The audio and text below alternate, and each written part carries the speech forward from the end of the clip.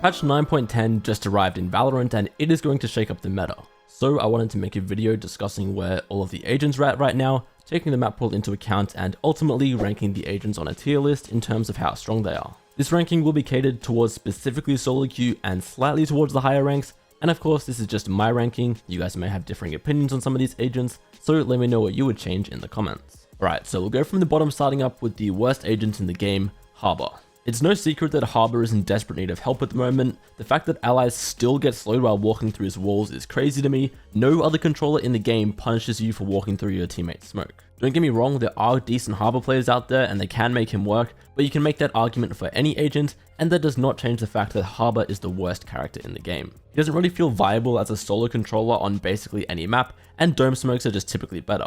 Then in the very rare situations you want a double controller comp, why would you ever choose Harbor when Viper is right there as a second option? Before I continue with the rest of the agents on this tier list though, let me ask you something. How long have you spent playing Valorant? For some of you, the answer is probably hundreds if not thousands of hours. Now imagine those hours rewarded you with Valorant points. Well, that's what's possible with today's sponsor, Buff. It's a free program that works while you're playing your favorite games, and they support things like Valorant, League, as well as countless other titles. All you need to do is download Buff, let it run in the background as you play, and just like that you'll start earning Buff points. These can be used in the marketplace to purchase things like Riot gift cards, Steam vouchers, or even just gaming gear in general. Buff is partnered with Overwolf, so it's safe to use. It won't hog resources or slow down your PC, and even has over 15 million users. Since you're already playing games anyway, why not earn some free rewards while you're at it? If you sign up for Buff today using my link in the description, you'll even receive some bonus points to help you get started. On top of that, if you comment hashtag downloaded Buff and your Buff username on this video, I'll choose a few of you to get an additional 400 Buff points. So what are you waiting for?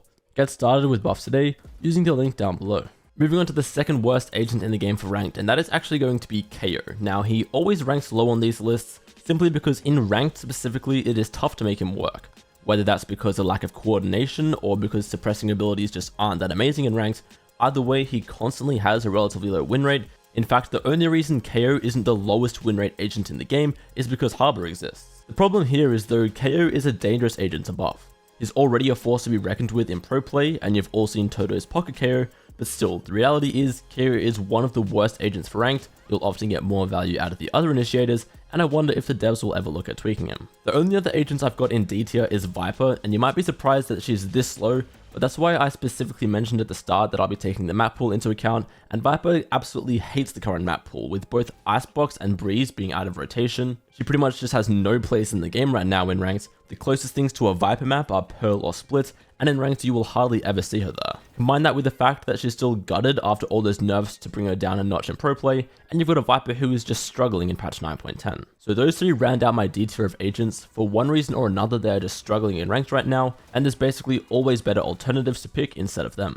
Alright, moving on to the C tier now, where these agents are only a tiny bit on the weaker side of things, and my lowest one is Brimstone, who is struggling a little bit in ranked at the moment, and the map pool is not doing him any favors. Yes, he's a solid pick on Bind, and in fact he's probably still the best controller for that map, but everywhere else you'd probably want a different character. I can't argue with the fact that Brimstone is good for beginners, and yes, if you learn all of his lineups you can have good impact in the post plant, but ultimately he's on the weaker side of things right now, and definitely a tier below the other main controllers. Next, I've actually got Chamber. I still think he's on the weaker side of things even after being buffed a few times. He's no longer terrible, and you will just always see him in ranked a lot due to the nature of his kit. You know, his abilities help him take duels and gunfights. So yes, you will still see him played, but I think he is weaker than all the other Sentinels. He just doesn't lock down the side as well as them. A good Chamber will get you a lot of impact on the scoreboard, and he feels downright oppressive when the ultimate is in the right hands. But like I was saying, I still just think every other Sentinel in the game right now is a better pick overall. Speaking of some of the other Sentinels, Vice is a bit of a weird one still. Of course, being the most recent agent added to the game, I think she's struggling a little bit to find her footing. I spent a lot of time playing her right when she came out and found a fair bit of success,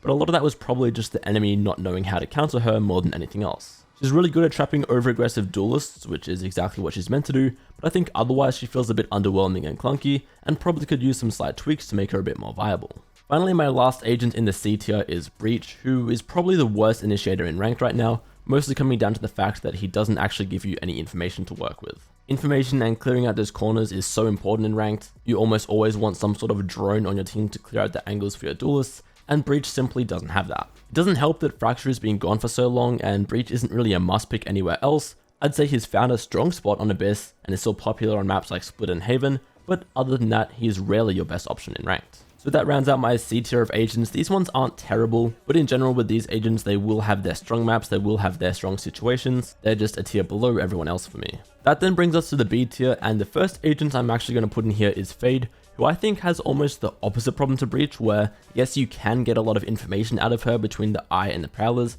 but that's pretty much it. And realistically, she's normally going to be fighting Sober for a spot in your team. She maybe beats him on say Split and Bind, but that's about it. That's not to say that Fade is a bad agent though, and we're definitely getting to that point in the tier list where these characters don't need changes specifically. I just think the other ones above them are better. After the buffs in patch 9.10, I actually have Sage up in the B tier for now. I think in ranked particularly, she's a decently strong agent now. Her self heal now matches the amount that Reyna heals. Her slows are now more oppressive against the dashing Jets and Neons. Plus the 7 orb cost for her ultimate is actually pretty big. Res again is really strong in ranked. And yeah, I'm pretty happy to put Sage in the B tier after this update. Next is Skye, and I almost debated putting her into the C tier, but I think overall she's in a really balanced state right now for ranked. Her heal is always going to be popular, her dogs will get strong value, and even though her flash doesn't recharge anymore, you still get guaranteed information out of it. That nerf to the timer more just makes it harsher to immediately use it at the start of the round. I'd say if anything, Skye only feels a little bit weak right now because she used to be so much stronger, and with all that in mind, I think she's in a fine spot towards the bottom of the B tier. That actually brings me to Raze, and a lot of you will be surprised to see her this early on towards the middle of the pack, but I genuinely think that's where she sits, and I'd argue she's the worst duelist in the game right now. That's not to say she needs any buffs though, she's still in a decent spot, she still does a great job of clearing out the map and can still entry well with her satchels, all that sort of stuff, but I think all the other duelists overall can have a bigger impact than her, and all the recent nerfs to her satchels and stuff have definitely knocked her down a peg.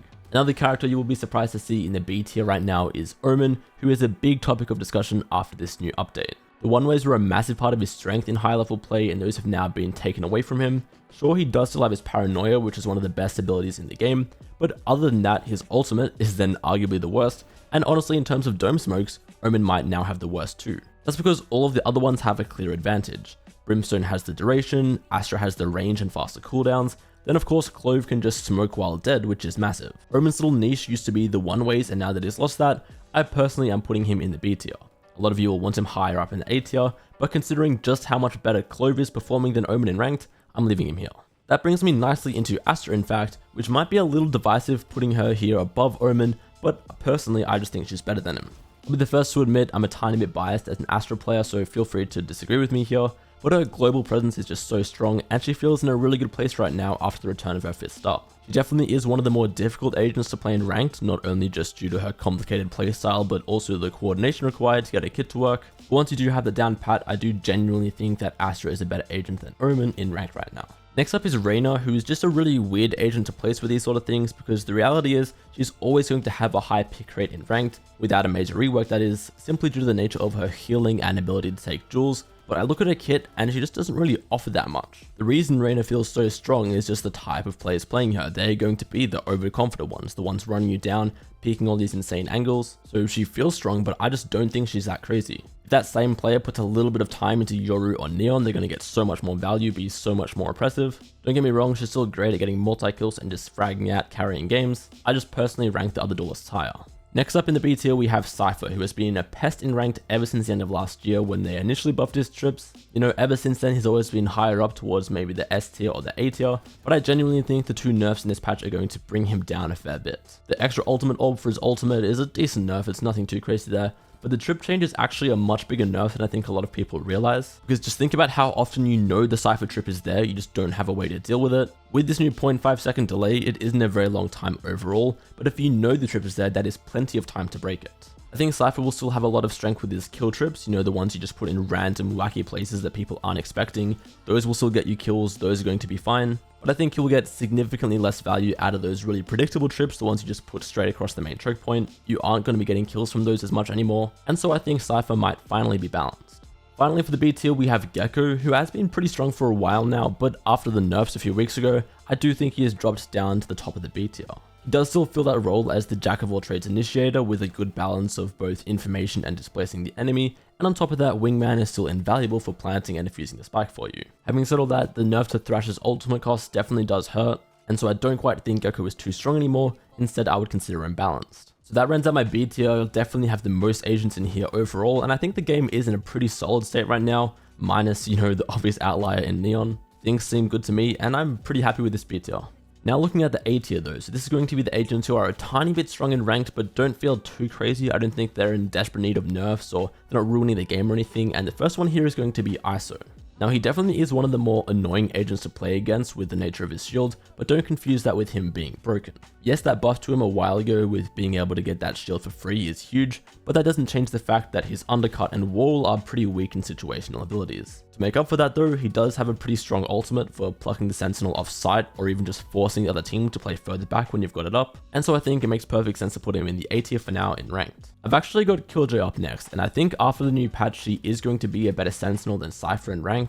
That is mostly because she can actually lock down the area itself better than Cypher can. It will probably give you more info with the global range trips, but Killjoy can take the actual site and maybe some of mid as well and say, you are not getting in here safely. You've got the turret, the alarm bot, the mollies, and her lockdown is still one of the best ultimates in the game, so I definitely think Killjoy is in a solid spot at the A tier. Next we have my hottest take of the video. Deadlock is not only A tier, but the best sentinel in the game right now.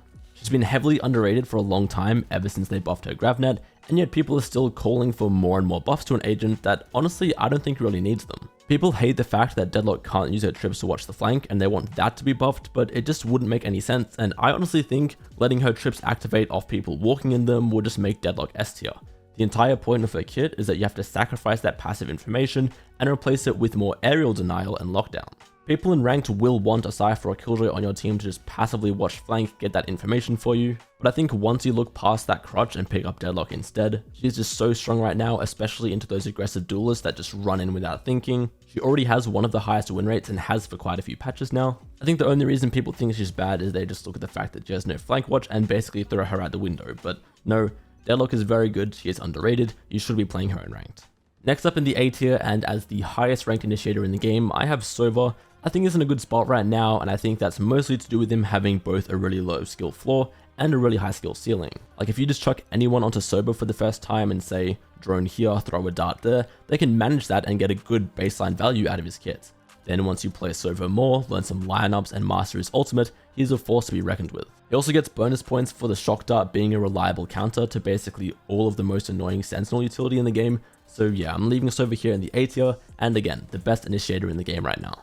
We're heading into the top 5 now, and you'll probably notice that there's almost only duelists left. They just sort of run the game in rank, that's how it goes. And so next in the A tier, I have Jet. She's still strong right now, not bad by any means. I don't think she needs a nerf either. She just fills the duelist role so well by being able to dash in safely with her smoke that I think she is always going to be a very strong duelist. Combine that with her ultimate probably being the best, weapon ultimate in the game. It'll save you eco reliably. You can easily go into save rounds where the other team has better guns and turn the tide simply using your knives. I do think Jet is probably at one of the weaker points she has been for quite some time, but that does not mean she is bad overall. She is still in the A tier for me. One surprise I do actually have above Jet is Phoenix though, who is in a very good place after his buffs, especially for ranked. He is extremely self-sufficient now, especially after that buff to his passive, and technically he gets just as much healing as Reyna right now. You get 50 health each from his molly and wall, which you no longer need to stand in for the entire duration. I think that was slowing down his playstyle a lot, having to sit there in the corner healing. Now that you can be active while healing, I think he is much better. Then again, that buff to his wall is solid and makes it much more useful for entering sites on those spots where you couldn't actually look over the object, the wall just goes straight through now, that's good. And the buff to his flash now getting a reset on kills is massive. So with all that in mind, I do think Phoenix is really strong in ranked right now. His ultimate is still 6 points, you can run it down with that a lot. This is probably almost the best Phoenix has ever looked. That then brings us to Yoru, who's going to round out the A tier. That does go a little bit against what I've been doing so far, pretty heavily weighing the win rates in terms of how I place these agents, because Yoru doesn't have a crazy high win rate, in fact it's decently low, but I think that does make sense being probably the hardest agent in the game to play. Once you do get over that difficulty barrier though, he has so much to offer you. His nature alone as a duelist initiator hybrid makes him strong, and I think he is probably the best agent in the game in terms of scaling the more you play with him. And when I say that, I mean just, if you put 100 hours into each agent in the game, the Yoru will probably come out the strongest. His ultimate being at 7 points is crazy to me. I almost think that could be an 8-point ult. His flashes are strong, his teleports are strong. The clone is a little bit more of a niche ability, but I still think Yoru is pretty powerful right now in the right hands. Definitely not an easy agent to pick up, but I'm happy putting him at the top of the A tier. So that is my A tier for agents in ranked right now. I wouldn't say any of these guys are too broken, just a little bit on the strong side and normally pretty good options on most maps. Finally, that brings us to the S tier. These two agents are simply a cut above the rest. The first one of those is actually Clove, and people are often surprised to hear just how powerful they are. In fact, shortly after Clove's release, they were statistically the strongest agent the game has ever seen according to win rates. There was a point in time where the gap between Clove and Omen was 16% in some MMR brackets, and even though there's been a few small nerfs then, even the accidental one to their ultimate, Clove is still dominating ranked. I think most of the reason for that is simply the design of Clove's kit. Heals are already popular in ranked, your ultimate gives you a second chance to farm more kills, and being able to smoke even after you've died is undeniable impact that no one else in the game even comes close to. On top of that, I think a lot of Clove's success comes from being a rather simple character who you can play for the first time and immediately understand and start getting value out of. So yeah, I definitely think Clove needs to be brought down with a nerf or two to make them a bit weaker, because currently they are like a full percent or two above the next best agents in terms of win rate. I think part of the reason people don't realize Clove is so strong is because they aren't actually annoying to play against, which can't be said for our next agent, which of course is going to be Neon. It's been over 5 months since they added the accuracy while sliding, and we have not known peace since. Initially it wasn't too bad since Neon was a pretty niche agent and not many people knew how to abuse her, but now that everyone is playing her, getting a Bucky stuffed into your face every other round is getting pretty old. The ultimate is insane at the moment, and yeah, it does only take one well placed shot to put her down, but that shot is just so hard to hit right now with how fast she is. It feels like her playstyle right now goes against a lot of what Valorant stand for with the whole precise gunplay thing, and thankfully we are officially receiving some nerfs to her in a little over 2 weeks with patch 9.11, and I'm interested to see what the devs actually change in order to knock her down a bit. So overall, that is my tier list for the agents after patch 9.10 in Valorant. Of course, a lot of you are going to disagree with some of what I'm saying, but I'd love to hear why you actually disagree and where instead you would place those agents that you disagree with.